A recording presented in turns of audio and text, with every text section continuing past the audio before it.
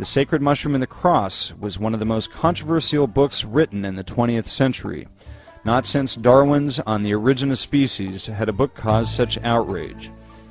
John Marco Allegro was a respected Dead Sea Scrolls scholar and had just left his post as a lecturer at Manchester University. His infamous 1970 book, The Sacred Mushroom and the Cross, revealed that Judeo-Christianity is based on an ancient fertility mushroom cult. Judy is the daughter of John Marco Allegro. She works as a freelance writer and editor, mainly for Plain Language Commission, where she's involved in turning all sorts of documents into readable and meaningful English. Besides her book, John Marco Allegro, The Maverick of the Dead Sea Scrolls, she has written a number of articles about her father's work, as well as various others about writing in clear, plain English. Judy, welcome to Gnostic Media Research and Publishing's podcast number 44. How are you this morning? I'm fine, thanks. Nice to be here. All right, so, well, you talked a little bit about who was John Marco Allegro, and so why was he so controversial? Why don't you start off with the Dead Sea Scrolls and then work into his later work? Right, well, the Dead Sea Scrolls was where he made his name. He was one of the first editors, and as you said, he was certainly the most controversial of the set. Why he was controversial was because he was always asking uncomfortable questions, which brought him into conflict with the religious and academic establishment of the day. These questions mostly came out of his study of the Dead Sea Scrolls and their significance for the development of Christianity, a topic that not many other of the editors were all that keen to go into, for fairly obvious reasons, since they were mostly Catholic or Lutheran priests. Anyway, the Dead Sea Scrolls themselves, it's important to have a basic background on what they were so that you can appreciate how they were significant, I think. They're a collection of biblical and sectarian texts. They're written down around the time Jesus is supposed to have lived and in much the same area. They were found hidden in caves in cliffs to the west of the Dead Sea. Some of them intact in earthenware jars, some in pieces among the dust and back droppings on the cave floor. Now most, but not all scholars, associate them with the ruins of a monastery nearby, Qumran. And from references within the scroll texts and from contemporary writings by people like Josephus, the historian, they think Qumran may have been headquarters of an extremist Jewish sect called the Essenes. The scrolls cast light on the beliefs and practices of this sect, and in those beliefs and practices, according to John in particular, we see many of the themes, ideas, and even the phraseology of another emerging Jewish sect known as Christianity.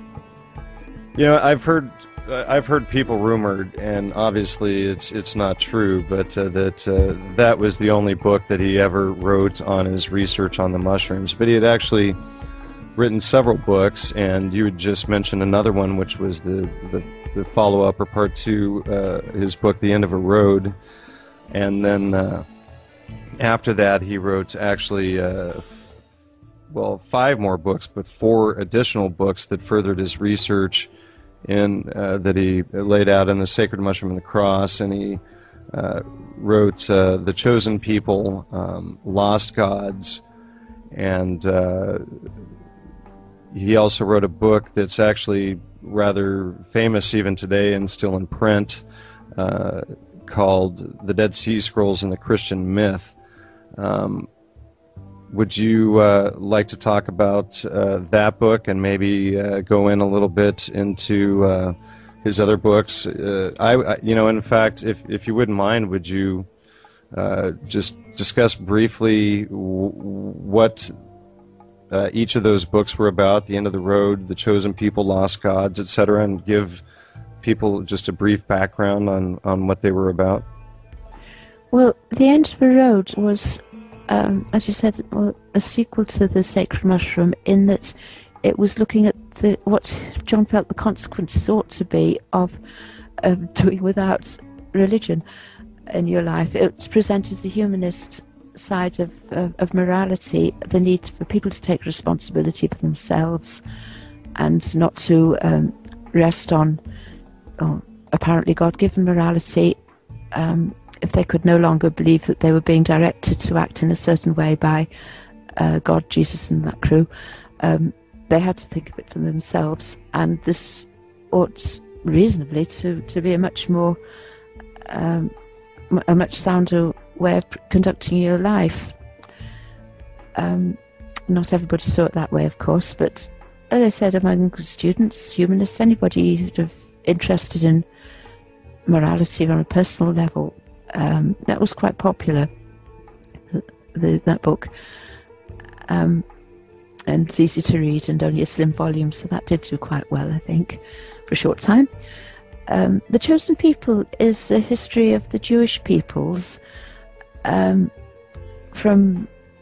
Old Testament times onwards. He used a great number of contemporary sources, the Greek, Roman classicists and historians, and in general terms he shows the genesis of the sort of the Jewish nationhood dream, and that was continually tested out and tried out in one expedition after another. A sort of cyclical view of history that you can see recurring throughout the scrolls. It's very readable, and it's worth looking up for an inside view of the whole history of the Jewish nation.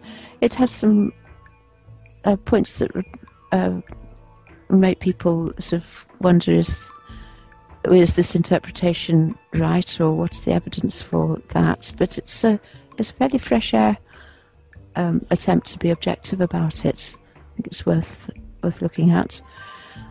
The Christian myth.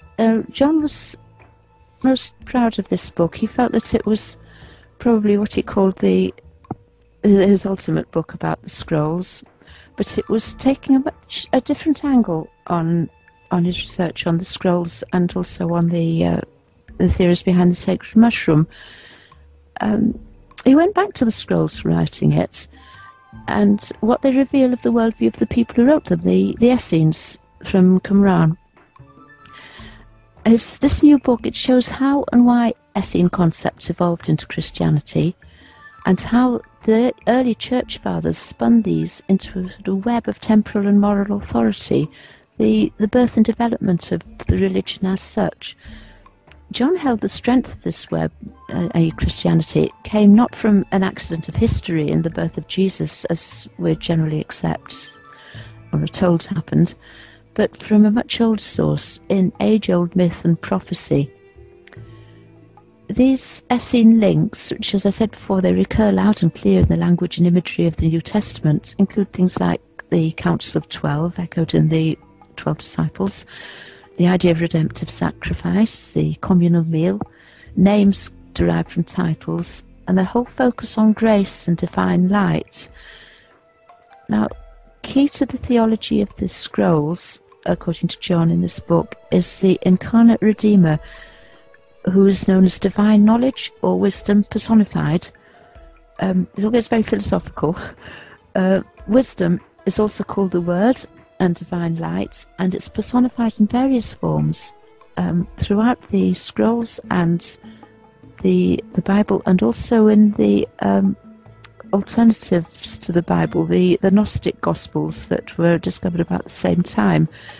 Some of the personifications appear as the firstborn, the bride of God, the mother of earth. They're all manifestations of the same divine essence. Again, in the New Testament, the Word is personified. It becomes flesh in Jesus, the Redeemer. Jesus is of the light, the divine essence. The terminology recurs. It's like echoes throughout the Bible and throughout these other texts. The puzzling thing is how it was sort of engineered to make sure that we only hear about the four Gospels. We don't hear anything about the Essenes, and we don't hear very much about the Gnostic Gospels.